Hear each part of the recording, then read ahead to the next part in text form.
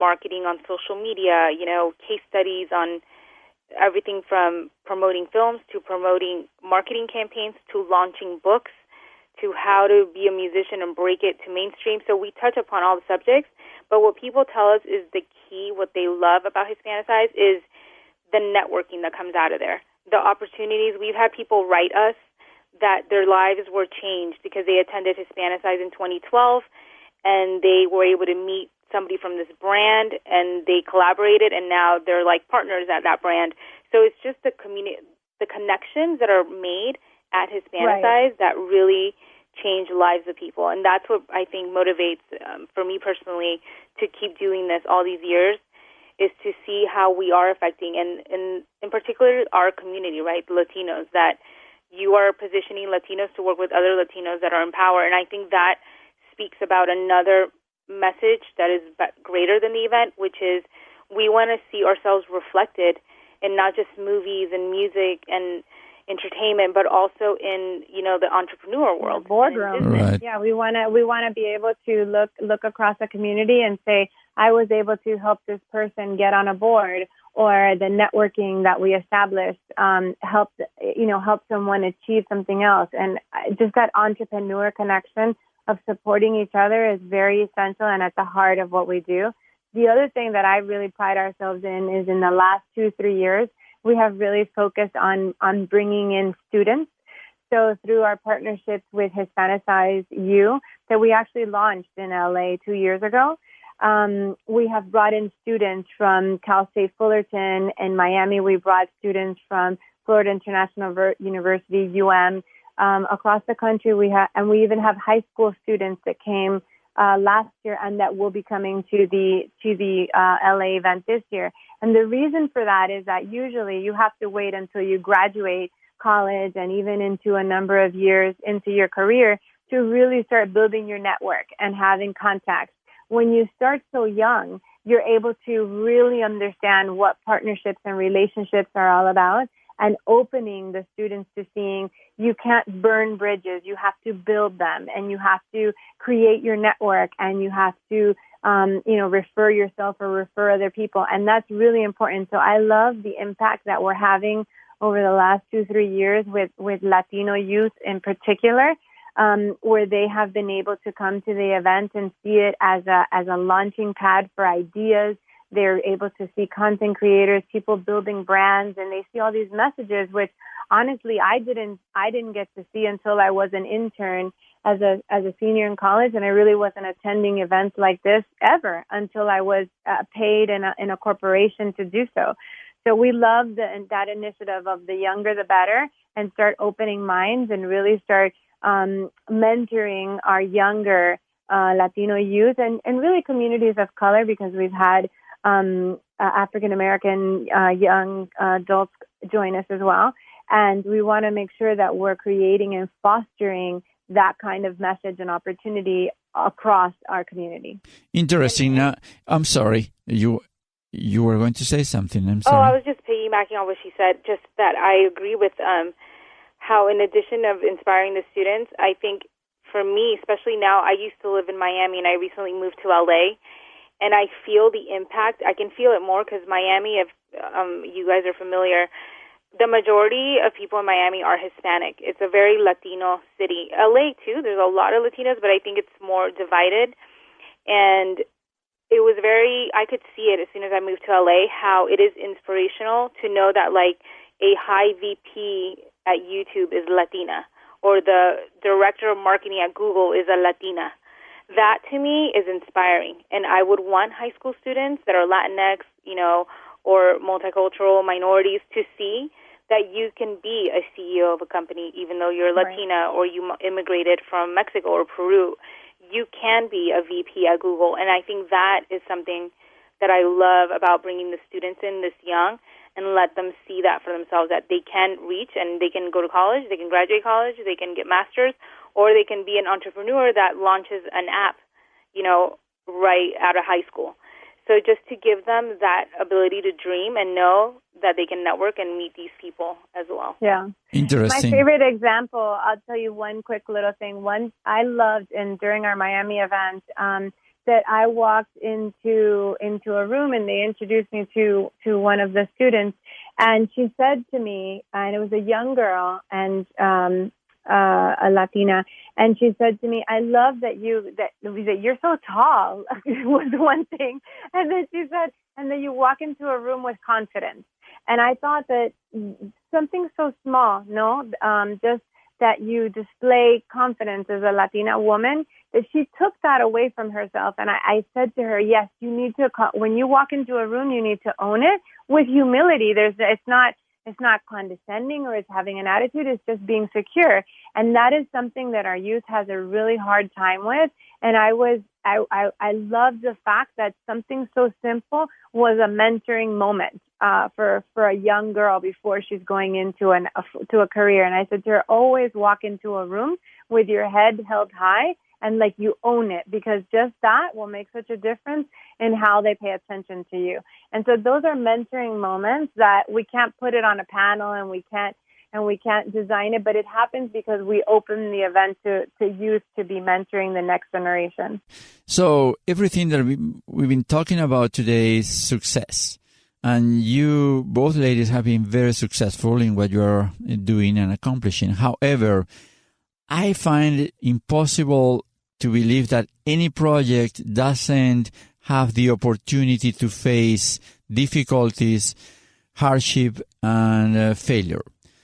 Do you remember any specific situation of failure that you went through that actually was a factor in changing your attitude to business or pivoting to something else? Do you remember that moment? Did you have one? Yeah, I mean, I think that for example, content, is we need to make sure that we don't fall flat, that we're, like we said from before, that we're delivering for attendees. So we always have to be measured, that we're not being either too corporate or too much music or not enough here and not enough there. So we have had examples where we tried something new and the sponsors or the partners of the conference weren't satisfied with it. They didn't feel that they got enough out of it. And so you take a step back. You always are humbled by that experience and you apologize and you make promises and you make good. I think that if anything that we have as a group of partners is that we need to make sure that our success is the success of our partners. And so we're always willing to look and say, okay, we could have done this better. How do we pivot to the next one? We have given a credit, or we have done a new campaign, or we have positioned, have done a webinar in order to make up for something that wasn't as successful to the sponsors it could have been. I think the most important part of anything, and that we have learned, is establishing from the beginning what is success. What does success look like for you? For that brand or for that initiative, because once you establish at the beginning what that benchmark is, then we can definitely work toward that. And so now more than ever, we establish in any partnership, even if it's a barter, we establish what are you looking to achieve? What does success define for you? And how do we both win? And how do we make it a win-win across the board? And I think those have been hard lessons, but definitely things that just make us better. Like I said, we never pretend that the last event was the best one. We always need the next one to be the best one. And we're always willing to learn and pivot and work harder than we ever have in order to make it better. Interesting. And the thing with benchmarks, why it's important, because sometimes we get surprised. We always issue a post-event survey, and we're amazed at the things we thought ourselves were like fantastic. People are like, oh, we didn't like that, but we love this. And they say something that we ourselves thought like was so boring, or like, oh my God, I didn't like this. So it shocks us to see that our benchmarks of success is not necessarily the attendees' success or the sponsors, right?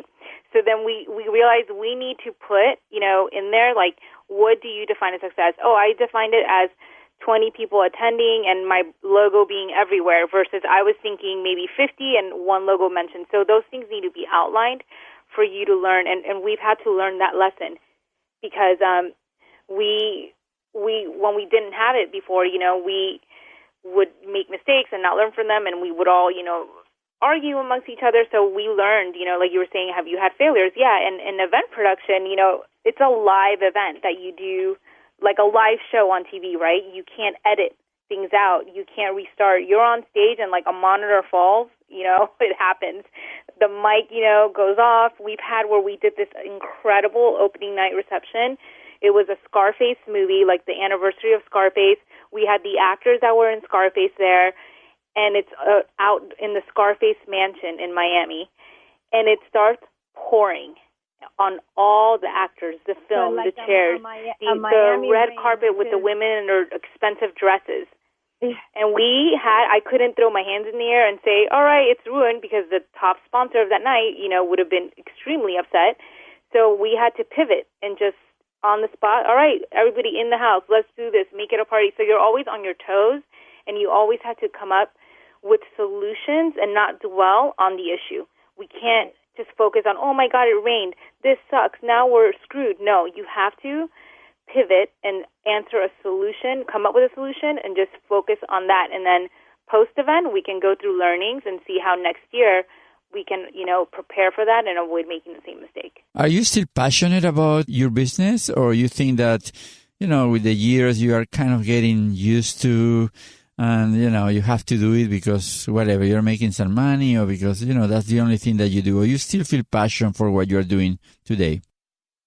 I would say I personally am still passionate. I feel that what makes me passionate is the response from our attendees. Right. If you're having a bad day and things, you think, because sometimes you can feel like it's a little bit like Groundhog's Day, that the event is over, and then again, you start planning the next event, right? A call for speakers, call for sponsors, and you kind of feel like it's the same thing over and over, and we're going to go on 10 years of doing this. But then you hear the stories of how much it's touched people's lives. You see, especially right now with the political climate and what we're experiencing and how important it is that minorities, women of color are heard. It inspires you to keep going, because you know that our community needs something like this. And I think that is what me and Cristy always tell ourselves, that, this might be hard, or we might want to try something different with our lives, but we know that there's a feeling. But yes, of course, with anything, I think when you're doing something for so many years, you start thinking, maybe we could hand this to someone else and do something different, but we always seem to come back for it. I also think that you have to work yourself to keep it interesting. So an example is that I actually remember when we started the conversation, before we started recording, I told you that I went to New York this week for less than 24 hours. No, mm-hmm. I got there at 4:30 in the afternoon, and I was on a flight the next morning at 7:45 because I was attending an event that night. And it was very rewarding this week because our largest partner for the event is Prudential, and we have embarked on not just making them the presenting sponsor of Hispanicize. We have embarked on a mission together with the brand, the True Partnership, to create financial literacy for Latinos. And I took it for granted when we started this project 2 years ago, because I have a father who talked about saving. He was saving from the time that he was 18. Even as a young immigrant, he was always talking about savings. And so I took it for granted that I really understood finances. He got me a credit card when I was 15. I had to learn to pay it. I had to learn to save. So I had what I thought was a normal experience. And it turns out that through this experience, through the event, and then we've created a campaign throughout the entire year working with influencers, how much each one of them, we sat down with them and they have said, I don't understand finances. I don't understand what these terms mean. I don't understand how do I even get started on planning for retirement. What is that? I just need to feed my family and pay the rent. And so for me, it has been an eye-opening experience, and for our team, learning what other Latinos did not know. But it formed a true partnership to use the event to foster that kind of dialogue. And this year, what's so amazing in LA is that we have 3 different brands who are going to talk about finances and savings and usage of money and planning for the future from 3 completely different perspectives. From the unbanked Latino who is paying everything in cash, to the how do you wire services to back home to your country.